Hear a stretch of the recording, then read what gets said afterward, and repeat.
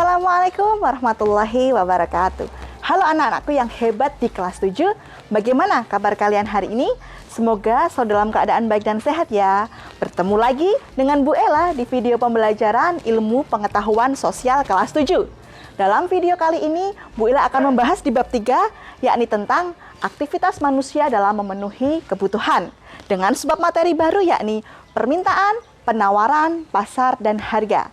Sebelum kita memulai pembelajaran, teman-teman siapkan dahulu yang pertama buku IPS BSE kelas 7, yang kedua buku tulis, dan yang ketiga alat tulis. Bagaimana? Sudah siap? Kalau sudah siap, yuk ikutin Bu Ella.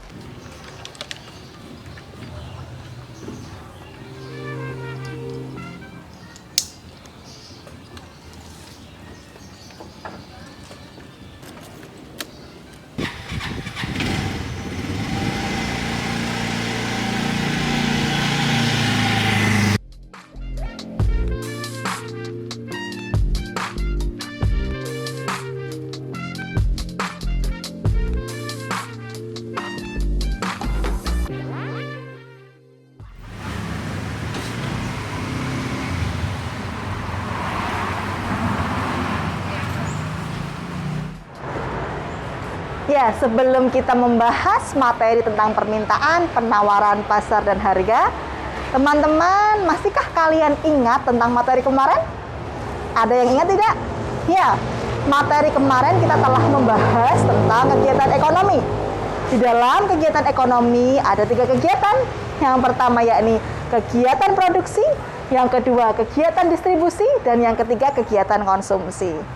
Sebelum teman-teman menyimak materi dari Bu Ella, teman-teman, bukalah buku IPS BSE halaman 159 sampai 169. Lalu teman-teman, sambil menyimak video juga sambil membaca bukunya ya.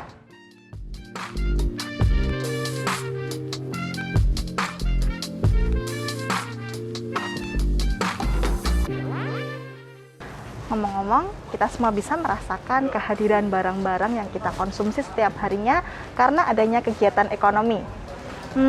Salah satunya kita bisa mengonsumsi mie instan dikarenakan adanya kegiatan ekonomi seperti adanya produsen yang memproduksi, kemudian adanya distributor yang mengirim barang-barangnya ke agen ataupun ke penjual, dan adanya konsumen yang mengonsumsi mie instan seperti kita.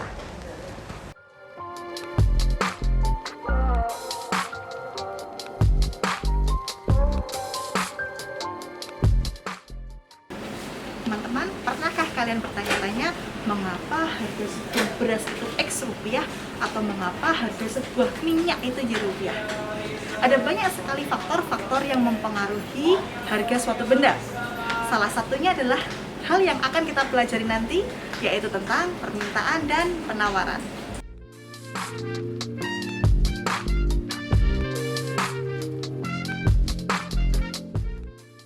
Sekarang kita membahas tentang permintaan. Teman-teman, pernahkah kalian membeli cabai?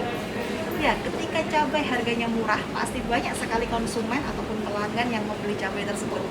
Tapi kebalikannya, ketika cabai harganya mahal, maka banyak sekali konsumen ataupun pelanggan yang tidak mampu membeli cabai karena harganya yang sangat naik. Hal itu berkaitan dengan konsep permintaan. Permintaan adalah jumlah barang yang ingin dibeli oleh masyarakat di tingkat harga tertentu. Maka kesimpulannya, hukum permintaan adalah makin rendah harga barang, maka makin tinggi permintaan dari konsumen. Tapi sebaliknya, makin tinggi harga barang, maka makin sedikit permintaan dari konsumen. Dan jika kalian ingin memudahkannya, memudahkan mempelajarinya, permintaan itu dilihat dari sisi konsumen ataupun pembelinya.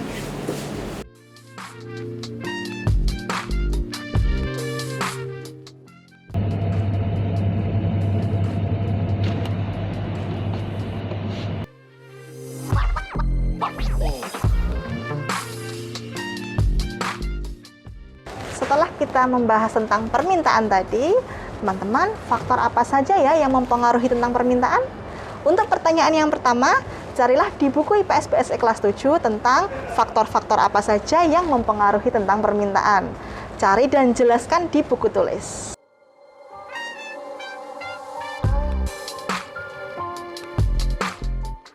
Teman-teman, masihkah kalian ingat pada saat awal-awal pandemi dulu, harga masker dan harga hand sanitizer itu melambung tinggi. Sehingga banyak sekali produsen yang memproduksi masker, baik masker kain ataupun masker kesehatan dan hand sanitizer. Dikarenakan apa? Dikarenakan masker dan hand sanitizer itu membawa keuntungan yang banyak bagi produsen karena harganya yang melambung tinggi. Hal itu berkaitan erat dengan penawaran.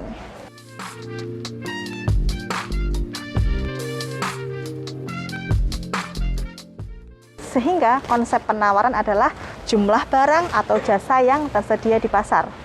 Dan hukum penawaran yakni semakin tinggi harga barang, semakin banyak barang yang ditawarkan oleh produsen. Dan kebalikannya, semakin rendah harga barang, maka semakin sedikit barang yang ditawarkan oleh produsen. Dan lebih mudahnya, hukum ataupun konsep penawaran itu dilihat dari sisi produsen. Nah, faktor apa saja ya yang mempengaruhi konsep penawaran? Sekarang pertanyaan yang kedua yakni, kalian buka di buku BSE, cari dan jelaskan tentang faktor apa saja yang mempengaruhi penawaran.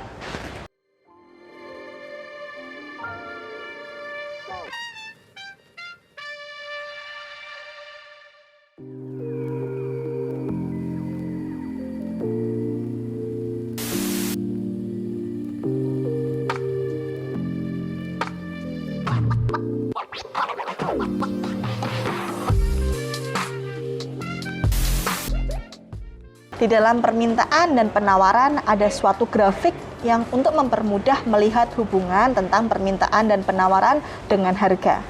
Nah, untuk lebih jelasnya, kalian bisa memahami di buku IPS BSE. Lalu pertanyaan yang ketiga yakni, gambarlah tabel dan grafik kurva permintaan dan kurva penawaran. Gambarkan di buku tulis ya. Setelah kita membahas tentang permintaan dan penawaran yang pasti sangat berkaitan erat dengan barang dan harga, dan kaitan yang satu lagi yakni tentang pasar, Bu Ella sekarang akan membahas tentang pasar. Teman-teman, bisa tidak kalian mendefinisikan tentang pasar itu apa? Ya, pasar adalah tempat bertemunya penjual dan pembeli. Nah, pasar itu juga mempunyai fungsi teman-teman. Ada 3 fungsi tentang pasar. Yang pertama, yakni fungsi distribusi. Yang kedua, fungsi pembentuk harga. Dan yang ketiga, fungsi promosi. Untuk pertanyaan yang keempatnya, coba kalian cari fungsi-fungsi pasar tadi di buku IPS BSE.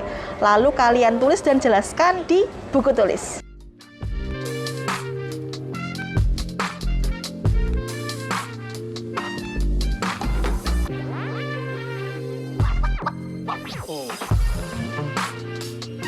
Coba sekarang teman-teman sambil membayangkan apa saja ya unsur yang ada di dalam pasar. Ada apa saja ya? Coba untuk teman-teman yang belum pernah ke pasar, anak-anak bisa searching di internet tentang pasar. Boleh tentang pasar tradisional, pasar modern, ataupun pasar yang abstrak seperti pasar saham. Ya, pertanyaan yang kelima, silahkan kalian pilih salah satu pasar, boleh di sekitar kalian, ataupun pasar yang kalian cari di internet. Lalu carilah yang A, apa nama pasar tersebut? Yang B, analisislah jenis pasar dan berikan alasan tentang jenis pasar tersebut. Yang C, unsur apa saja yang ada di dalam pasar tersebut. Dan yang D, barang apa saja yang dijual di dalam pasar tersebut. Untuk pertanyaan yang kelimanya.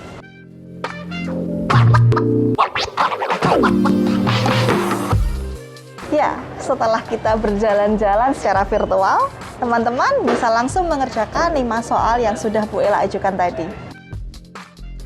Sebelum Bu Ella akhiri, untuk lebih jelasnya setelah ini akan Bu Ella tampilkan 5 soal yang sudah Bu Ella ajukan tadi. Bertemu lagi di video pembelajaran selanjutnya. Tetap semangat dan jangan lupa belajar. Wassalamualaikum warahmatullahi wabarakatuh.